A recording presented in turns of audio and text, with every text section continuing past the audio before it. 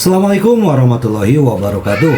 Berjumpa lagi dengan Mimin. Oke, kali ini Mimin berbiasa melanjutkan cerita Dokter Konyol Lee Fugui-nya. Oke, tapi seperti biasa yang belum tekan tombol like, bantu Mimin terlebih dahulu tekan tombol like-nya. Oke, kita lanjutkan saja ceritanya. Bab 181 sampai 184. Aku berkata, "Aku kalah, suaramu terlalu rendah, aku tidak bisa mendengarmu." Wajah Dr. Xiao Fang memerah dan dia akan berdarah. Kebencian muncul di matanya, dan dia meninggikan suaranya dan berkata, "Li Fugui, kamu menang, aku kalah." Li Fugui mencibir, dan berkata, "Apa, kamu ingin bermain trik? Bagaimana aku ingat bahwa taruhan kita sebelumnya tidak seperti ini." Terlalu banyak menggertak orang, Dr. Xiao Fang tidak bisa menahan amarah di hatinya lagi, dan meledak. Li Fugui berkata dengan dingin, "Kalau begitu keluarlah, saya dapat memberitahu Anda bahwa jika Anda tidak menepati janji Anda tidak ingin meninggalkan Kabupaten Qinglong kami." "Dokter, kamu? Apakah kamu mengancamku? Apakah kamu tahu siapa aku? Apa yang kamu inginkan?" Li Fugui kehilangan minat untuk berbicara dengan dokter kecil ini, dan dia langsung berkata, "Besok pagi, rumah sakit akan mengadakan pesta perayaan. Anda dapat memenuhi janji Anda pada pertemuan itu." "Kamu," Dr. Xiao Fang sangat marah.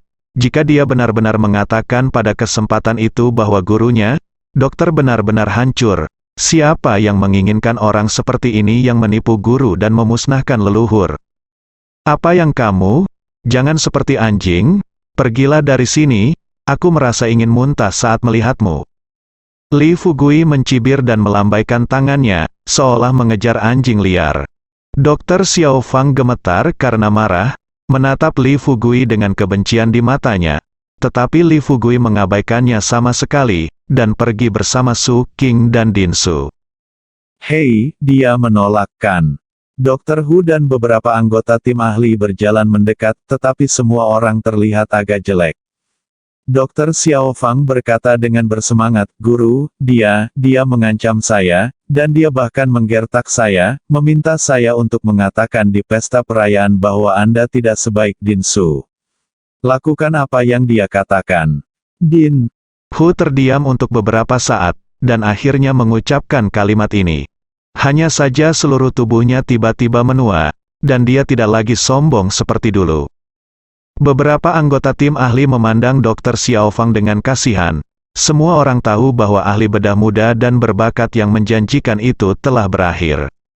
Rumah sakit Xiao Fang melihat bahwa semua orang telah pergi, dan dia adalah satu-satunya yang tersisa. Dia mengutuk dengan keras, "Kalian semua meremehkanku. Kalian semua menganggapku sebagai dewa wabah. Haha. Apakah kalian masih ingat bagaimana kalian menyanjungku di sudah lewat? Yah. Tunggu saja, suatu hari aku akan membiarkanmu mengalami bagaimana rasanya diinjak-injak di bawah kakimu." Setelah meninggalkan bangsal senior, Li Fugui dan Su Qing datang ke kantor Din Su. Dekan Su dalam semangat yang baik, dan bahkan menyanyikan opera Peking. Dia secara pribadi membuatkan secangkir teh untuk Li Fugui dan Su Qing, dan berkata, "Fugui, kamu seharusnya tidak mengatakan itu sekarang. Tetapi kamu melakukannya pekerjaan yang bagus. Aku akan membuatnya kehilangan muka pada perayaan itu." Li Fugui menyesap teh dan berkata sambil tersenyum, "Din Su, orang seperti itu tidak boleh tersinggung. Karena dia sudah tersinggung, dia harus dipukuli sampai mati dengan tongkat.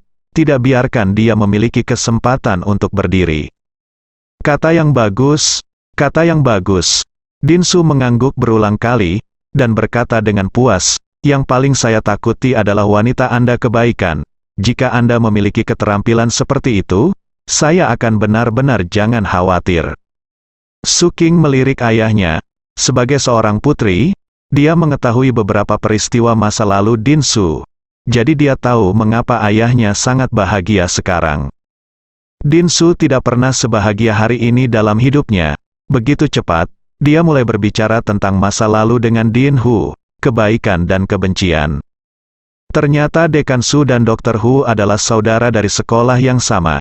Pada awalnya, Din Su adalah kakak laki-laki dengan masa depan yang cerah. semua orang berpikir bahwa Dekan Su di masa depan pasti akan menjadi biduk pengobatan Tiongkok. Namun kemudian terjadi sesuatu yang mengubah nasib hidup Din Su. Din Su dan Dr. Hu sama-sama jatuh cinta dengan putri guru mereka, yang merupakan adik perempuan junior mereka, dan adik perempuan junior juga menyukai Din Su. Tetapi ketika Dr. Hu mengetahuinya, dia menggunakan trik kotor untuk memberikan junior-junior saudari dibius dan ditanam di Din Su. Setelah guru mereka mengetahuinya, dia sangat kecewa dengan Din Su, dan kemudian mengusirnya dari sekolah. Karena masalah ini melibatkan putrinya sendiri, guru Din Su tidak mengumumkannya, maka Din Su kembali ke kampung halamannya, masuk rumah sakit rakyat dengan kondisi memprihatinkan saat itu, dan menjadi dekan saat ini selangkah demi selangkah, koneksi dan prestise. Din Su kemudian mengetahui bahwa adik perempuannya menikah dengan dokter. Setelah bertahun-tahun, nyatanya Din Su menganggap enteng masalah ini. Namun Dr. Hu bersikeras untuk pamer, dan terus menginjak Din Su. Namun pada akhirnya ia dipukuli. Dia hanya merasa bahwa semua keluhan dalam hidupnya telah dilampiaskan. Setelah Li Fugui mendengarkan, dia menamparkan meja dan memarahi. Dr. Hu itu terlalu tidak berguna. Din Su, jika Anda mengatakan ini sebelumnya, mari kita lihat bagaimana saya menangani mereka. Din Su berkata sambil tersenyum. Fugui, kamu harus memaafkan orang lain dan memaafkan orang lain. Masa depanmu sangat cerah. Tidak ada gunanya bermusuhan dengan Lao Hu atas masalah ini. Li Fugui tidak mengatakan apa-apa, tetapi dia berpikir dalam hatinya bahwa di masa depan, Dr. Hu tidak boleh ada di tangannya. Jika tidak, dia tidak keberatan membiarkan pihak lain menderita. Malam itu, Li Fugui menginap di rumah Din Su. Dia secara alami ingin kembali ke desa Xiaoxi, tetapi Tuan Qian baru saja menyelesaikan operasinya. Untuk mencegah kecelakaan yang tidak terduga, Qian Gohu berani untuk tidak membiarkan Li Fugui kembali ke desa. Untuk alasan ini, dia secara khusus menyapa Li Fugui melakukan beberapa hal yang diperintahkan Li Fugui untuk menunjukkan ketulusan mereka. Larut malam, di pegunungan yang dalam, lebih dari 20 mil di utara desa Xiaoxi. Seorang pria parubaya dengan pakaian biasa muncul seperti hantu di tempat Li Fugui berkemah. Pria parubaya itu terisak, sedikit menyipitkan matanya, berjalan melintasi kemah dengan tangan di punggung, dan berjalan ke atas gunung. Setelah berkeliling, dia tidak menemukan apa-apa, jadi dia mulai berbalik. Dengan setiap langkah yang diambil pria parubaya itu, dia mampu melintasi jarak 5 atau 6 meter. Jadi hanya dalam setengah jam, pria parubaya itu datang ke desa Xiaoxi. Dia ingat bahwa dia pernah ke desa ini dulu, dan di desa ini, ada orang lain yang memiliki hubungan dengannya. Pria parubaya itu berjalan melewati sebagian besar desa seperti hantu, dan akhirnya sampai di rumah Tuan Li. Li Lao sedang makan malam dengan Li Long, dan kata Li Fugui melayang di mulutnya dari waktu ke waktu. Pada saat tertentu, Tuan Li secara tidak sengaja melihat seseorang berdiri di depan pintu.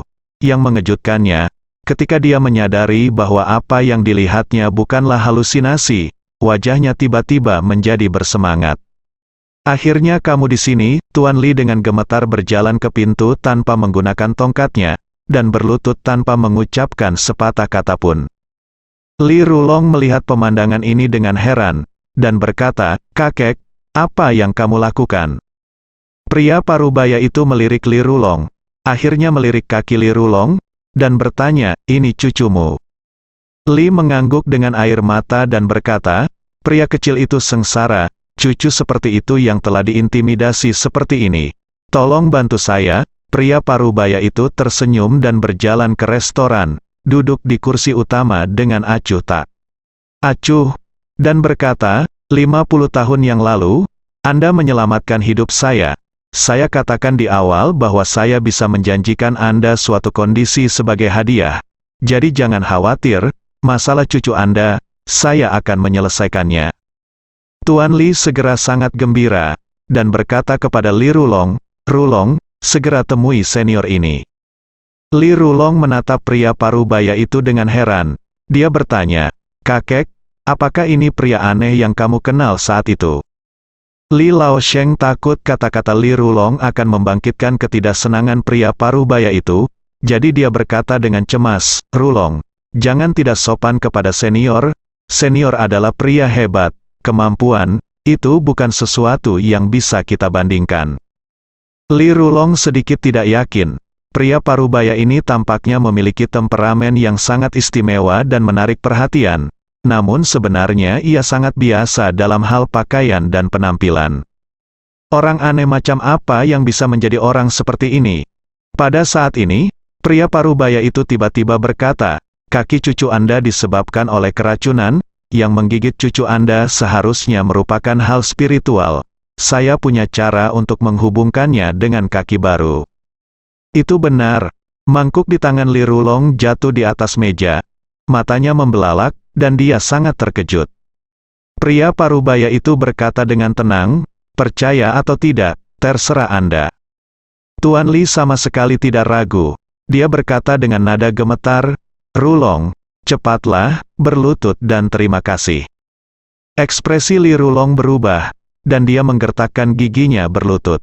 Dia sangat menginginkan sepasang kaki baru. Hanya ketika Anda cacat Anda dapat mengetahui betapa diberkatinya Anda berada dalam kesehatan yang baik. Pria parubaya itu tersenyum dan berkata, namun, roh jarang terlihat. Bagaimana cucu Anda bisa memprovokasi mereka? Kuncinya adalah setelah memprovokasi roh. Dia masih hidup. Ini tidak biasa. Setelah mendengar ini, Tuan Li meminta Li Rulong untuk menjelaskan sebab dan akibat dari kejadian tersebut. Setelah pria parubaya mendengar ini, matanya berbinar, dan matanya bersinar terang. Dia berkata, kaki cucumu digigit oleh Li Fugui yang diperintahkan oleh makhluk spiritual. Kebenciannya pada Li Fugui telah mencapai tingkat tertentu yang tidak bisa diungkapkan dengan kata-kata. Tuan Li berkata dengan berat, tolong bantu saya membunuh Li Fugui.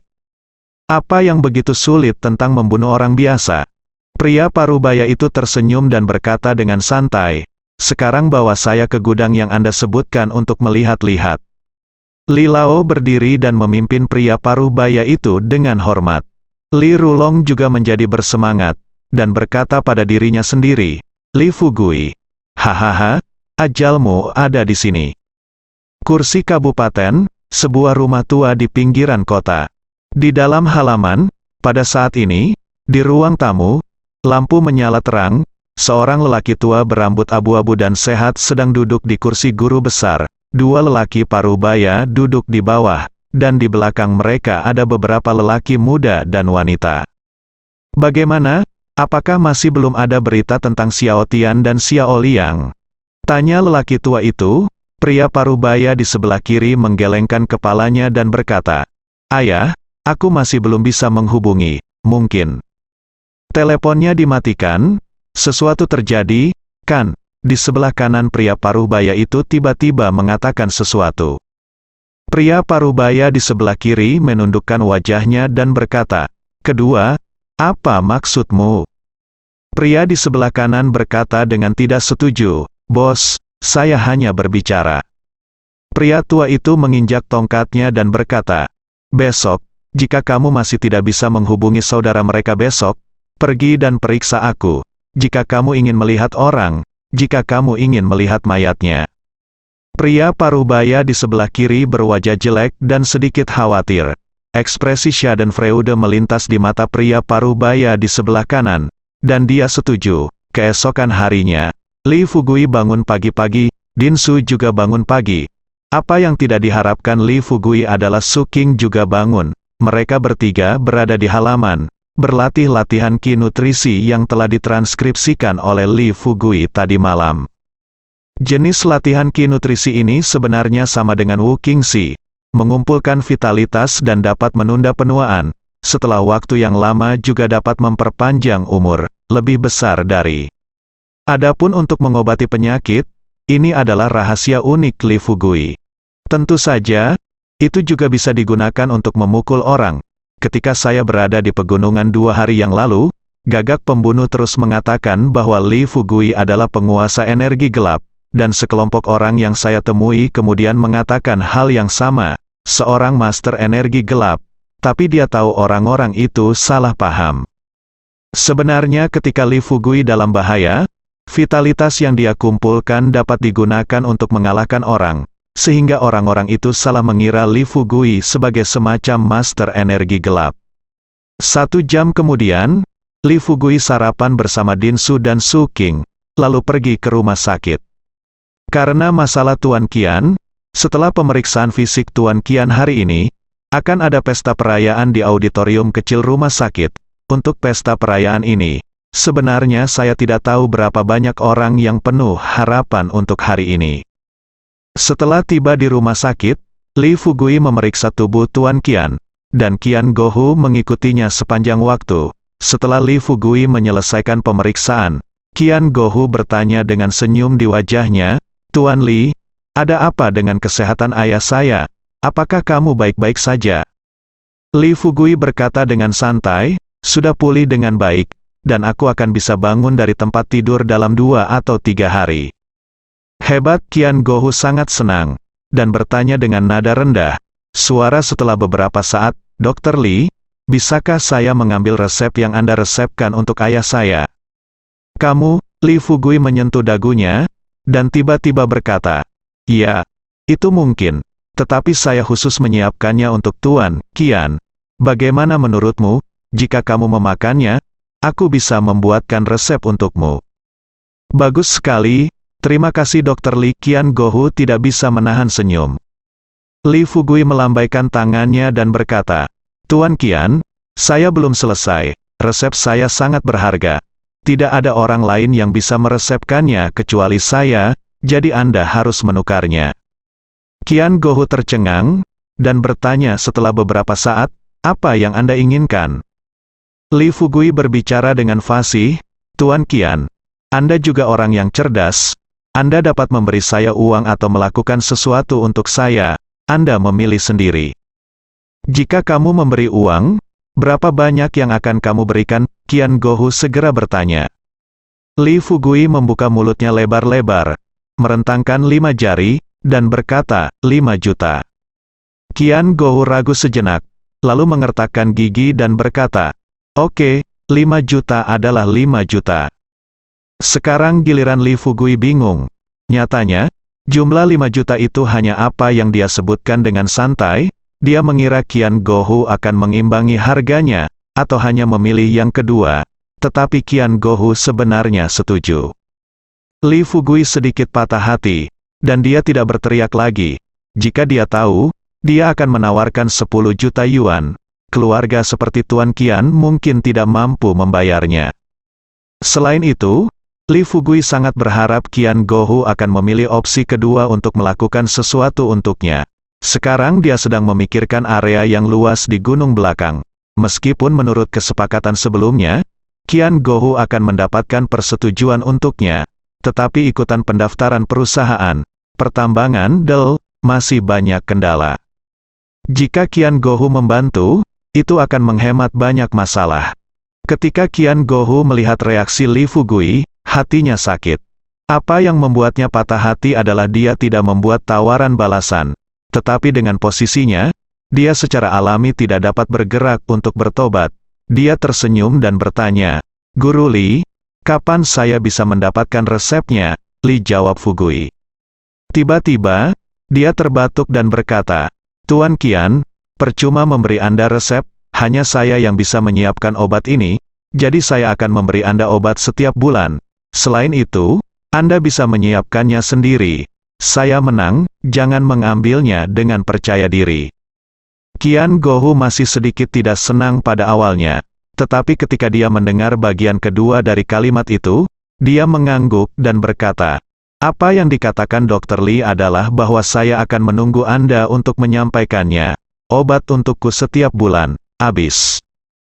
Li Fugui menggelengkan kepalanya dan berkata, "Kamu hanya bisa mendapatkan kualifikasi untuk memasok obat ini dengan menghabiskan 5 juta yuan, tetapi kamu harus membayar bahan obat yang dibutuhkan untuk obat itu." Saya tidak senang, dia menghabiskan 5 juta untuk hanya membeli kualifikasi.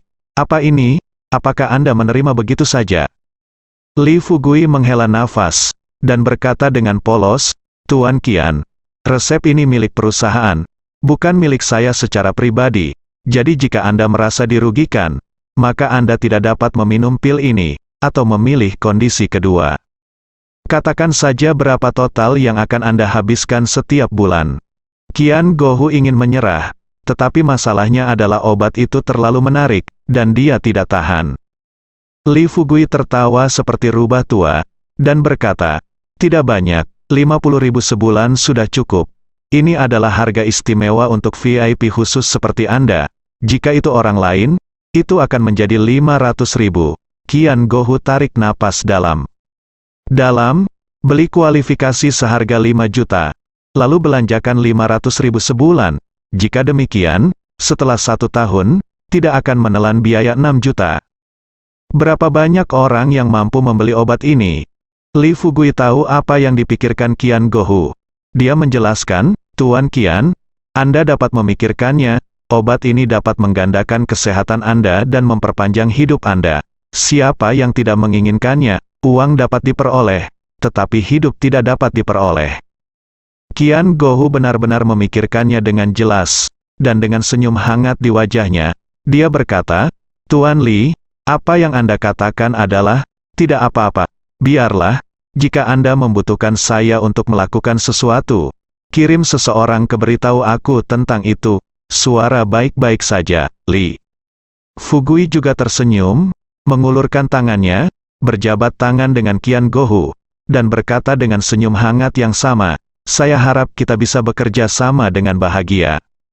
Setelah selesai berbicara, Li Fugui pergi.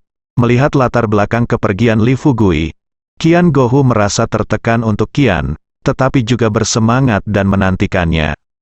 Setelah Li Fugui meninggalkan departemen rawat inap senior, dia datang ke auditorium kecil rumah sakit saat ini. Auditorium penuh dengan dokter dan pemimpin rumah sakit.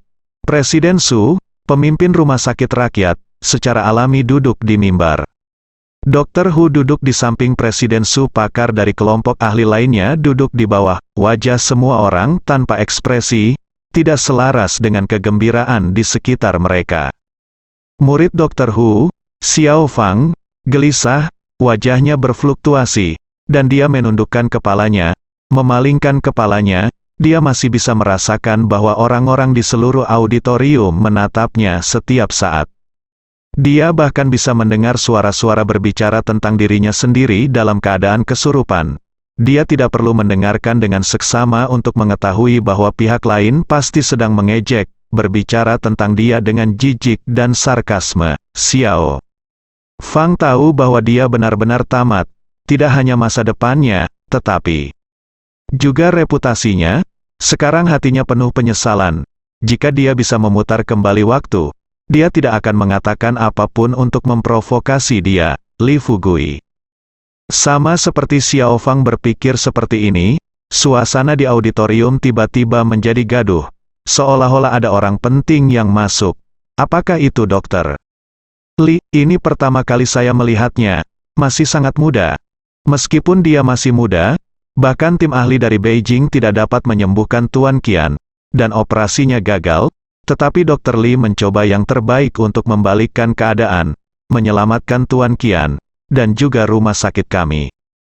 "Terima kasih kepada Dr. Li, itu tidak benar. Rumah sakit kita naik turun. Siapa yang tidak memuji Dr. Ajaib Li sekarang? Jika Dr. Ajaib Li tidak menyelamatkan muka rumah sakit rakyat kita, rumah sakit rakyat kita akan menjadi lelucon di industri sekarang," adalah Li Fugui. Dr. Xiao Fang merasakan kepedihan di hatinya. Dia tahu bahwa ketika Li Fugui datang, adegan di mana dia sangat gugup dan ketakutan akhirnya datang.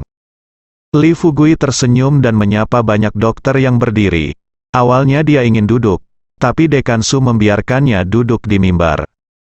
Kemudian, Dekan Su meminta Su King untuk menjelaskan masalah kali ini dengan cara yang kuat.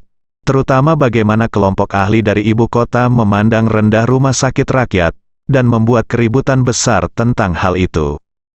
Hal ini juga menyebabkan para dokter di auditorium memandang anggota kelompok ahli dengan sangat tidak puas.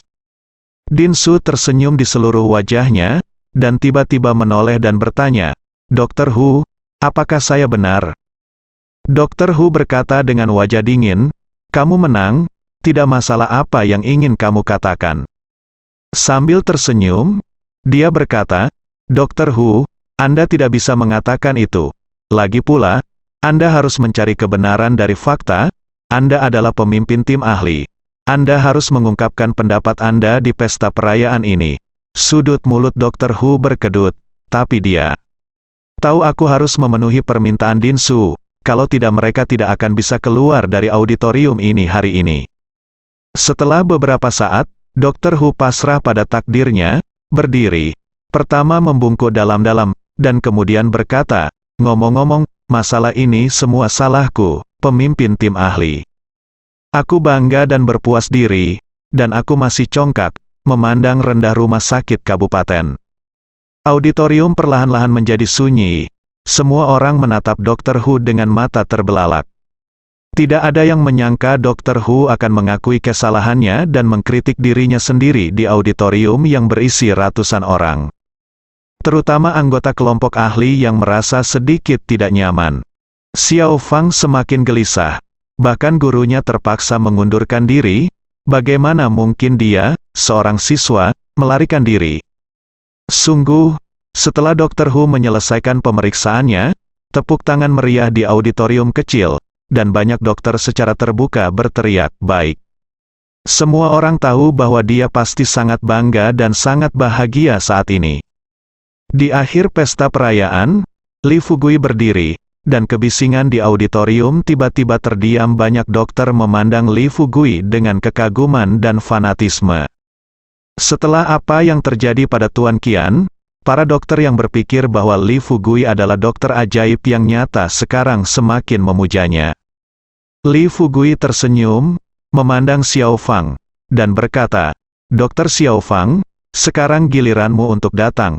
Dokter Xiao Fang tertegun dan tidak bergerak untuk beberapa saat, tetapi anggota tim ahli di sebelahnya, dia menikamnya dari belakang baru kemudian dia bereaksi, tubuhnya gemetar, dan setelah berdiri, dia berjalan ke mimbar seperti orang mati berjalan. Li Fugui menatap Xiao Fang, dan berkata dengan ringan, apakah kamu masih ingat taruhan kita sebelumnya? Sekarang, saatnya kamu memenuhinya. Xiao Fang mengepalkan mikrofon yang dikirim oleh staf. Wajahnya pucat, dan bibirnya bergetar untuk beberapa saat, lalu berkata dengan susah payah, saya akui, guru saya, Dr. Hu, tidak sebaik Dekan Su. Oke, bagus, ini adalah kalimat paling menyentuh yang pernah saya dengar hari ini. Di auditorium kecil, kerumunan meledak dengan keras, dan tepuk tangan bergemuruh seperti guntur, tanpa henti untuk waktu yang lama. Dr. Xiao Fang tidak berani melihat gurunya, tetapi untungnya tidak ada yang memperhatikannya saat ini. Dia meninggalkan mimbar dan keluar dari rumah sakit dengan linglung. Pada akhirnya Dekan Su membuat pidato penutup dengan wajah merah bagi anggota kelompok ahli. Pengalaman ini, seperti mimpi buruk, benar-benar berakhir. Setelah perayaan selesai, di kantor Dinsu, senyum langka muncul di wajah Su Qing. Dinsu tersenyum ramah dan berkata, Fugui, setelah kondisi Tuan Qian membaik, berita tentangmu pasti akan menyebar. Pada saat itu, akan ada banyak orang yang akan datang menemuimu. Li Fugui segera berkata, Dinsu, saya tidak menolak siapapun, tetapi untuk pasien yang berbeda, saya pikir perlu untuk mengadopsi solusi yang berbeda. Presiden Su mengangguk sambil tersenyum dan berkata, bicaralah. Li Fugui tersenyum dan berbicara dengan Qian setelah berbicara tentang kesepakatan itu antara Gohu dan Gohu. Dinsu bersemangat tinggi, dan setelah mendengarkan, dia berkata dengan kagum, ide bagus, kaya dan mulia, Anda bukan hanya seorang dokter alami, tetapi juga seorang pengusaha alami. Dinsu berkata langsung. Rumah sakit kami juga akan melakukan hal yang sama di masa depan. Bagaimana dengan ini? Rumah sakit dapat meningkatkan pendapatan, dan pendapatan tambahan akan diberikan ke rumah sakit. Jika mau, Anda bisa mendapatkan 5 juta yuan, dan ada juga bulanan biaya pendapatan 0,5 juta yuan, tentu saja. Li Fugui menerima. Dia sangat kekurangan uang sekarang, ingin mendapatkan setiap sen yang dia dapat. Tetapi karena dia ingin menggunakan platform rumah sakit, dia harus memberikan sejumlah uang ke rumah sakit. Jika tidak, seiring berjalannya waktu, seseorang harus memiliki pendapat tentang dirinya. Bersambung.